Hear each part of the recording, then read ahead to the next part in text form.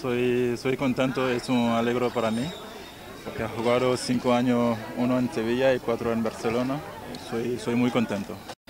No muy rápida, pero tenía otra oferta, pero la posibilidad de jugar aquí en España otra vez, sí, la posibilidad de volver a España y jugar.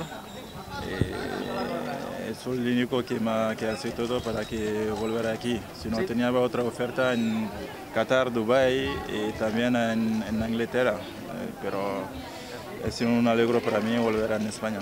Es un gran equipo, muy buen equipo. Es posible que ahora que es un poquito difícil, pero siempre ha sido un equipo muy difícil a jugar, un equipo muy complicado. Entonces espero que voy a aportar algo al equipo.